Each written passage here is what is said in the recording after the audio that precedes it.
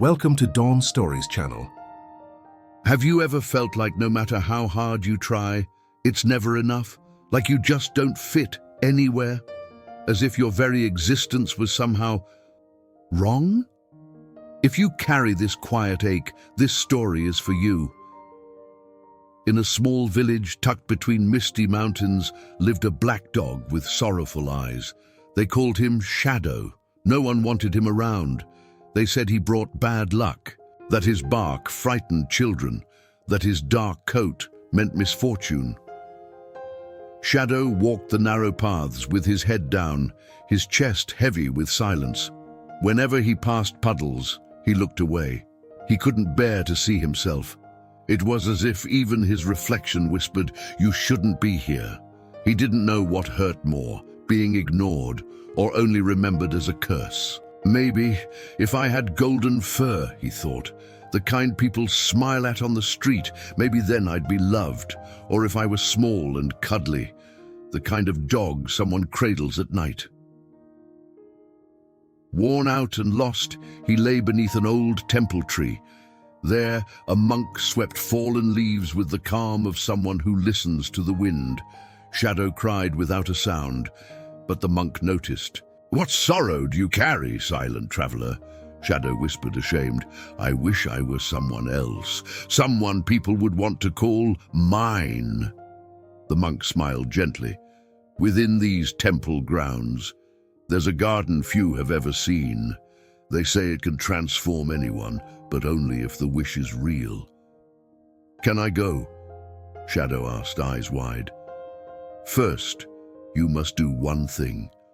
Find those you long to be. Ask if they are truly happy. Then come back, and then if you still wish it, I'll open the garden gate for you."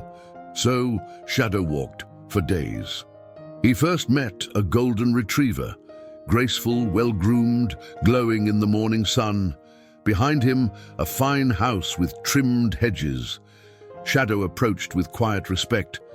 "You look like you have everything. You're beautiful, cherished, safe. You must be happy." The golden dog smiled, then looked down. "It's true.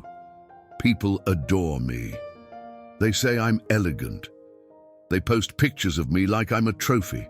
Isn't that a good thing?" Shadow asked, puzzled. "Maybe today. But what happens when my fur fades? When my joints ache and I can't run? Will they still care? Or leave me behind, I wonder? Have they ever really loved me? Or just the way I look?" Shadow paused. "I never thought being admired could feel so lonely." Shadow left with a quiet ache in his chest. He walked through fields of wildflowers, the wind now cooler, softer. With each step, he tried to understand why something so admired could also feel so fragile. Then, around a bend, he saw a wooden bench. An old woman sat there, smiling gently. In her lap, curled in a soft blanket, was a tiny dog with sweet eyes. Shadow stepped closer. "You're small and loved. It must feel nice to be held like that." The little dog looked up. "I am loved, but only when I'm quiet, only when I don't take up too much space. I've learned to always smile, to adjust, to stay soft and easy to carry. If I ever show sadness, the arms that hold me might let go." Shadow felt a tightness in his chest. So even love can be a cage. The small dog nodded slowly. "Sometimes, to be kept, I have to disappear a little." Shadow walked on, slower now. The breeze no longer carried the warmth of before. The earth beneath him grew dry, cracked, like something deep inside him was being turned over. He knew there was still one more to find, the one who never bends, the one no one dares to ignore. As he reached the gates of a large estate, he saw a powerful dog standing guard. Broad shoulders, old scars, eyes hardened by time, and a thick chain wrapped tightly around his neck. Shadow approached cautiously. "You're strong, respected. You protect a whole estate." That must feel powerful. The guard dog growled, not in anger, but from pain held too long. Respected? Maybe. But I don't get to choose. I run when I'm told. I bite when ordered. If I say no, I'm replaced. Shadow looked at the chain and felt it around his own throat. So even strength isn't freedom. The dog turned away. Being feared isn't the same as being loved. Shadow returned to the temple, tired but different. There was something in his stride now, something steady. He sat beside the monk. None of them are truly happy. Each one carries their own kind of cage. But I walked through the silence, and for the first time, I felt the wind move through me without resistance. The monk paused his sweeping. Sometimes, the pain we carry is the very thing that frees us. You wear no mask, no leash. You only need to stop abandoning yourself. Shadow said nothing.